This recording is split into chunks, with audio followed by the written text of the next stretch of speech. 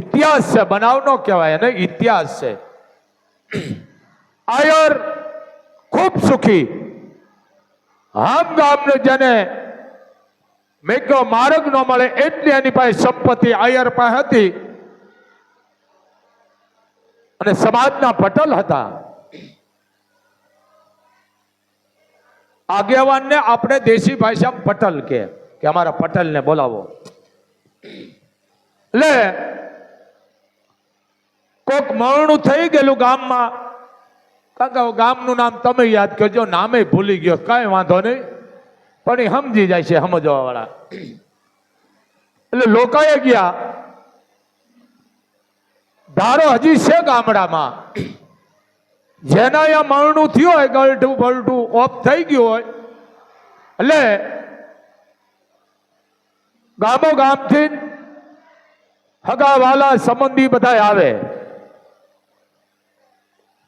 અને એક જગ્યાએ બેહે, સોરે બેહે કે ડેલીએ બેહે, અને સમય થાય એટલે પછી જેટલા મહેમાન આવ્યા હોય, જેવું ઘર, કોઈ 2 મહેમાનને તેડી જાય, કોઈ 5ને તેડી જાય, કોઈ વધારે તેડી જાય, કોઈ 1ને તેડી જાય. એમાં આ પટેલ આયર અને જેને હામ ગામને ઠામો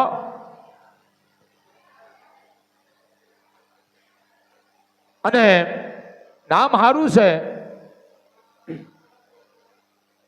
કીધું આયરે કે ભાઈ પટેલ મારા ઘરે આવી છે.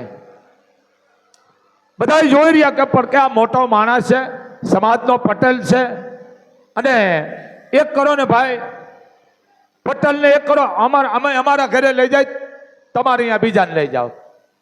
પણ જેને કહેવાય સંસ્કારના જેનામાં સિંચણ, કે જેની ખાનદાનીને માલકો રૂવાડે રૂવાડે સંસ્કાર અને સમજણ દીધેલી, અને એ આયર એટલું બોલ્યો, કાંઈ વાંધો નહીં ભાઈ, આપણે તો ગમે અહીંયા જાય, આપણે તો હવે ખારી રાબ પીવાની, ખારી રાબ કહેતા, હવે આ હશે હજી કે ખારી રાબ પીવી છે ને ભાઈ. હકીકત જે આયર બાવડું પકડી અને જેને નામસીન આયર, સુખી સંપત્તિ જેને માગે માર્ગ ને મળે એટલી સંપત્તિ, અને બધાને એમ થયું ભારી કરી આ આયરને આયર તેડી ગયો છે. હવે એના ઘરમાં કાંઈ છે નહીં, ખાલીપો છે, એક દીકરો છે, મજૂરી કરી છે, અને એ દીકરો લાવે તો આ રોટલો ખાઈશ.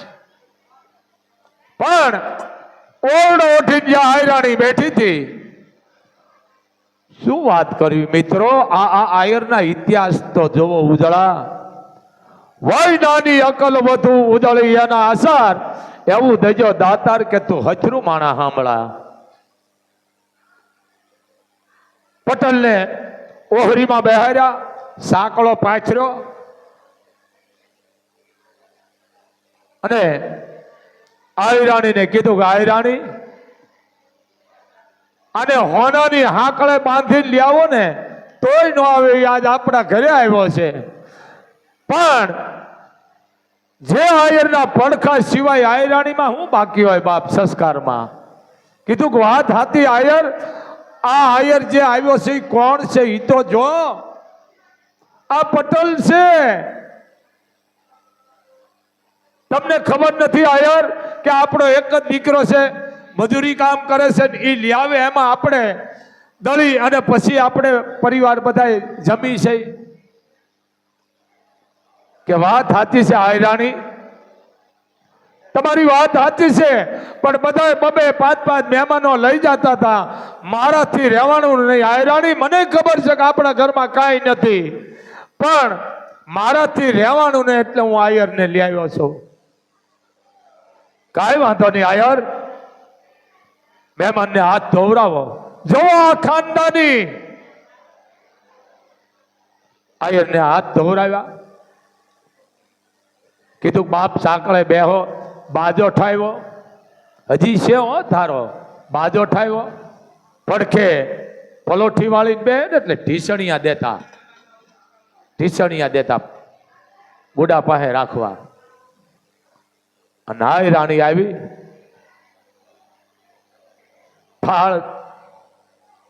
થાળની માલકોર મીઠાની સપટી માજે લોટો પાણીનો રૂમાલ ઢાંકી અને બાજોઠ માથે મૂક્યો ને કીધું બાપ આયર હવે કરો હરિહર. રૂમાલ ઉંચકી અને આયરે જે પટલ હતા એ પગે લાગી મંત્રો બોલીને હમતો માણસ છે ને અન્ન વાંજ્યું ન ખાય, સલોક બોલીને ખવાય એટલે રોગય મટાડે. હવે આ તો બધું પૂરું થઈ ગયું છે. સલોક બોલી અને જોઈ લીધું આયરે કે વાહ આયર, વાહ હાય રાણી, વાહ હાય રાણી, ધન્ય છે બાપ આયરાણી, ધન્ય છે આયર, ધન્ય છે. અને એ આયર મીઠાની જે સપટી હતી વડાગરું મીઠું દળેલું આમ સાખતો જાય, પાણીનો એક એક ઘૂંટડો પીતો જાય અને વખાણ કરતો જાય કે વાહ આયર, વાહ હાય રાણી, ધન્ય છે બાપ, ધન્ય છે તને. આયરાણી તારું લૂણ હું સુકતો કરી દઈશ, પણ આયરાણી હું એવા કામે આવ્યો છું, એક મરણના કામે આવ્યો છું, પણ આયરાણી તે મને 32 ભાતના ભોજન જમાડ્યા છે. ધન્ય તારી ખાનદાની, ધન્ય તારા સંસ્કાર, ધન્ય છે મા બાપને. કોણ? પટેલ આયર જે સુખી હતા. એ બધાને એમ થયું ભારે કરી આ મોટો માણસ સમાજનો અહીંયા ગયા, પણ હવે એને નાતો પડાય નહીં.